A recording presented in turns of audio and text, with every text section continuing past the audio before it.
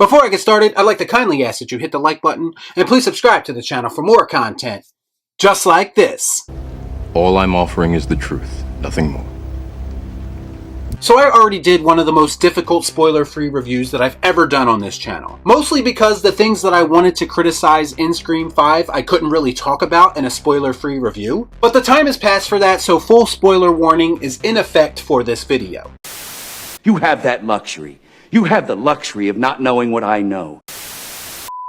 Still here? Okay, I'm mostly going to focus on the ending because that's the thing I had the biggest problem with. And the ending is the biggest reason why I felt Scream 5 was mostly underwhelming to me. The moment of reveal that has become so iconic in all other Scream movies was honestly pretty dumb in this one. In fact, the more that I think about it, the less that I like it. So once again, there are two killers who are revealed to be behind this string of Ghostface killings. The first of which is a character named Amber, who was played by Mickey Madison. When we are initially introduced to the new crop of young characters, she instantly stood out to me as a possible suspect. I mean, she has that unhinged look to her. She's already played a Manson family member in Once Upon a Time in Hollywood.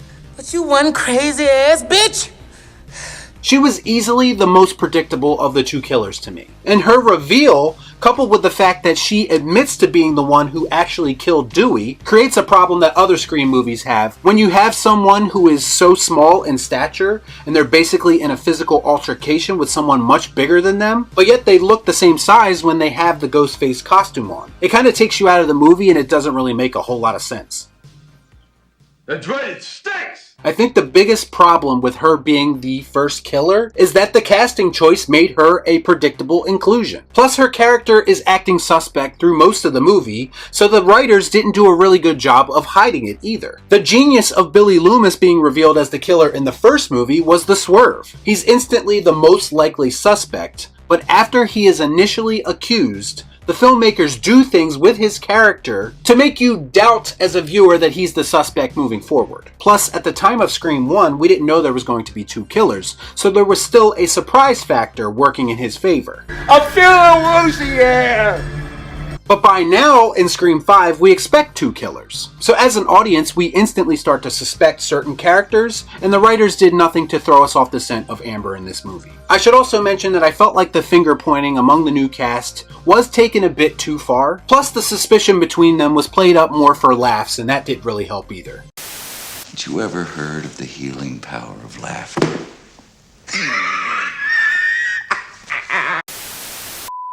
Okay, so once Amber is revealed, as an audience member, we instantly start thinking, well, who's the second killer? I almost feel like a better swerve would have been to have just one killer, or possibly multiple killers. Part of me was expecting that, actually. Maybe a group of people who are obsessed with the Ghostface legend. That makes sense. We do get obsessed characters, but they're done in a much less organic way. The second killer is revealed to be the new lead Samantha's boyfriend, Richie. Now, I did feel like they did a little bit better job of hiding him as a suspect, mostly because he is portrayed as being the most logical and self-aware of the characters and constantly trying to avoid danger. But his reveal still felt underwhelming to me. Perhaps it's because we've already seen the boyfriend angle play out with Billy in the original Scream. Whoopie fucking do. Hey, I'm impressed. And I get that they were trying to parody that in a way, but I just found him to be much more of a nothing character compared to Billy. So after all the build-up and having Dewey say this one feels different, and how it feels more personal and it feels like the killer has a connection to the past in some way, instead they subverted our expectations and not in a good way, and thus left me feeling unsatisfied. And it has nothing to do with my personal theories not coming true, and everything to do with the kind of lazy and rushed setup they had for these killers. So once they are revealed, I'm thinking to myself, well, let me hear the motive, and maybe that part of it will make this resonate a little bit more. But much to my surprise, the motive actually made it worse. It's revealed that Amber and Richie are a literal representation of toxic fandom. I'm starting to think Rian Johnson wrote this ending. Fuck you! The idea is that Amber and Richie were so obsessed with the Stab movies and so disappointed with the direction that the franchise has gone in that they decided to basically take matters into their own hands, try to reinvigorate the franchise by basically recreating the events that inspired the first movie and basically bringing Scream and in effect Stab back to its roots. I understand how this motive is relevant to modern times in the eyes of the filmmakers, but here's the issue. This motive is reinforcing the Hollywood and media created narrative of toxic fandom. Fuck me, right? And as I already mentioned in my previous review, the original Scream sought to debunk the narrative that movies cause people to be violent, and basically just hammered home the idea that people are just sometimes fucked up in the head. But in Scream 5, they are basically saying that toxic fans are crazy. But more specifically, people who don't like the direction that their favorite franchise has gone in may somehow be capable of murdering people. Anybody care about what I want? I do. Shut up. Get out.